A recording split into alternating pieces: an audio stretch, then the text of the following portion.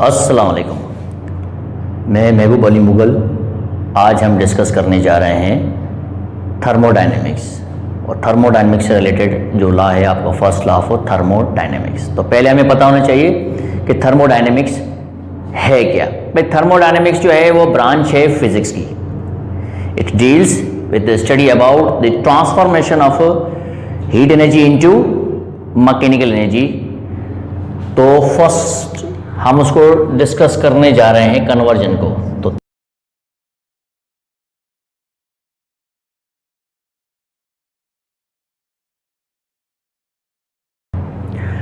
Thermodynamics से related जो भी प्रिंसिपल्स हम सेटअप करते हैं about the conversion of heat into work, तो हम उसको नाम देते हैं लॉज ऑफ थर्मोडायनेमिक्स। तो उसी से रिलेटेड हमारा आज का टॉपिक है first law of thermodynamics. First law of thermodynamics जो है वो बनाया गया, इंट्रोड्यूस किया गया on the basis of law of conservation of energy. तो पहले तो हमें ये पता होना चाहिए कि law of conservation of energy है क्या। भाई total energy of an isolated system, total energy of an isolated system remain conserved. Energy neither be created nor to be destroyed but it can be transformed from one form to another। अब वो one form क्या है?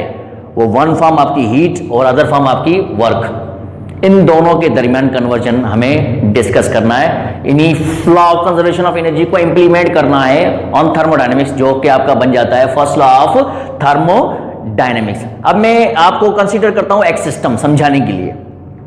मिसाल तौर एक system है in which gas is enclosed in a cylinder fitted with movable frictionless piston। Gas हमने fill कर दी है सिलेंडर में और जिसका पिस्टन जो है वो फ्रीली मूव हो सकता है। अब जैसे ही हम अलाउ करेंगे हीट को, once we add heat into the system, जैसे हमने हीट को सप्लाई किया एट इनिशियल स्टेट, तो क्या होगा? हीट को सप्लाई करने से टेम्परेचर जो है आपने क्या किया? इंक्रीज किया। जैसे आपने हीट सप्लाई किया इनटू द सिस्टम तो टेम्परेचर इंक्रीज हुआ है। टेम्परेचर इंक्रीज हुआ है तो इसकी जो सिस्टम की जो इंटरनल एनर्जी है वो भी इंक्रीज होगी विथ इंक्रीज ऑफ टेम्परेचर। तो होगा क्या? एक प्रेशर डेवलप होगा गैस को। लेकिन एट द सेम टाइम हमने क्या किया है? गैस को अलाउ किया है टू एक्सपेंड, और एक्सपेंड किया है, अलाउ किया है टू मूव अ पिस्टन। तो जैसे ही गैस एक्सपेंड होगी तो जो प्रेशर आपका बिल्ड हुआ था वो बैक टू नॉर्मल यानी कांस्टेंट हो जाएगा। तो उसका मकसद ये है कांस्टेंट टेम्परेचर पर हमने क्या किया है? प्रेशर को यानी जो रिलीज किया है। अब प्रेशर को रिलीज किया हमने, टेम्परेचर को इंक्रीज करके वॉल्यूम हमने जो है वो इंक्रीज करवा दिया। अब हुआ क्या? पिस्टन ने अपनी पोजीशन जो है वो चेंज कर दी from one point to another. Piston displace हुआ है किसी सर्टेन पोजीशन पर। तो इसका मकसद यह है कि जो प्रेशर डेवलप हुआ था उसकी बेसिस पर गैस ने एक्सपेंड होने के लिए फोर्स अप्लाई किया पिस्टन पर to displace it certain distance. तो पिस्टन आप का चेंज हुआ है, पोजीशन पिस्टन की चेंज हुई है from initial to final state because of change in internal energy. तो हम ये कह सकते हैं कि वर्क डन हुआ है because of change in internal energy when heat is supplied to the system. यानी हीट आपकी टोटली कन्वर्ट हुई है into the change in internal energy and work done by the system. आपकी एनर्जी टोटल की total heat energy utilise हो गई है change in internal energy और वर्क डन में।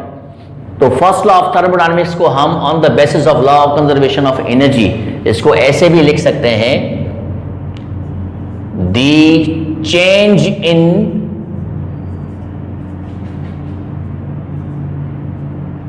Internal energy, change in internal energy at any process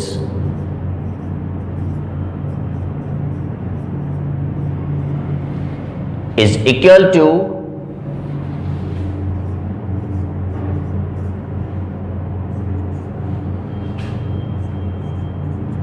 the net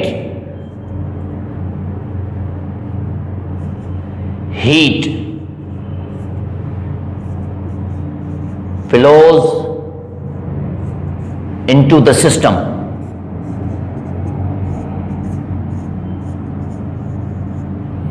minus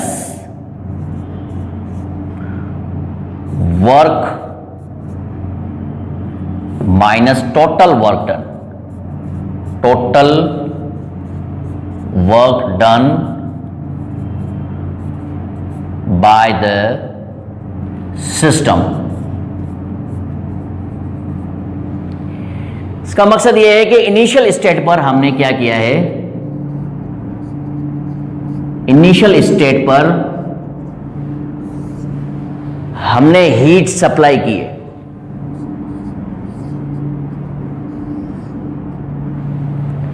delta Q represent कर रहा हूं हीट के साथ और यू रिप्रेजेंट कर रहा है इंटरनल एनर्जी इनिशियल स्टेट पर। फाइनल स्टेट में क्या हुआ,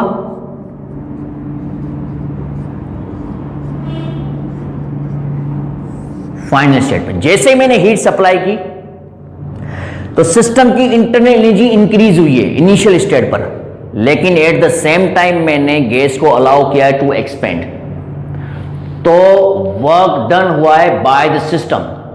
याद रहे, जब वर्क डन होगा बाय द सिस्टम तो जो आपकी सिस्टम की इंटरनल एनर्जी इंक्रीज हुई है वो डिक्रीज हो जाएगी। तो फाइनल स्टेट में जो इंटरनल एनर्जी आपकी डिक्रीज हुई है उसी की बेसिस पर वर्क डन आपका बाय द सिस्टम हुआ है।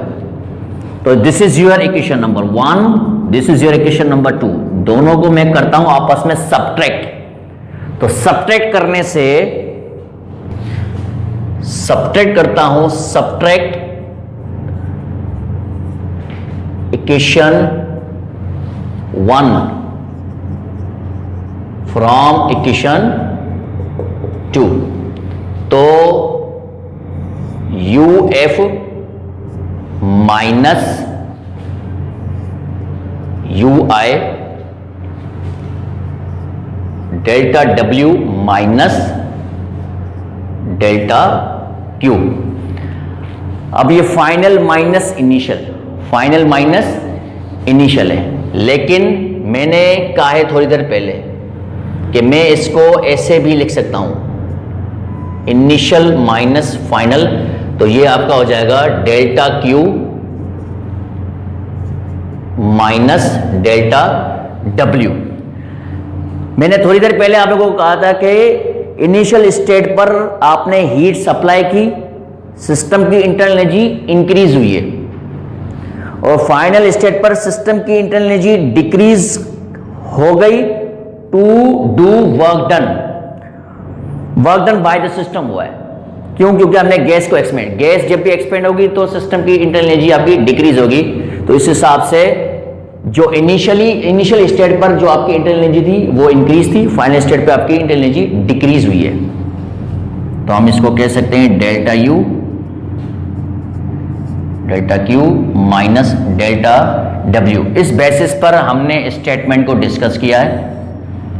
The change in internal energy at any process, the change in internal energy at any process equal to net heat flows into the system minus total work done by the system। इसको आप ऐसे भी लिख सकते हैं,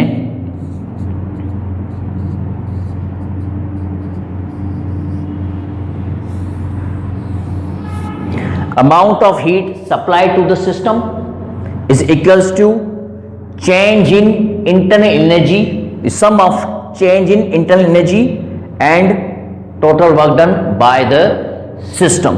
तो ये आपका हो गया फर्स्ट लॉ ऑफ थर्मोडायनेमिक्स। अब इससे रिलेटेड हमारे पास है एप्लीकेशंस। अब इनको हम कहां कहां अप्लाई कर सकते हैं। नेक्स्ट लेक्चर में हम इसी फर्स्ट लॉ ऑफ थर्मोडायनेमिक्स से रिलेटेड एप्लीकेशंस को डिस्कस करेंगे इंशाल्लाह। आप हमारे चैनल को फॉलो करना। Thank you.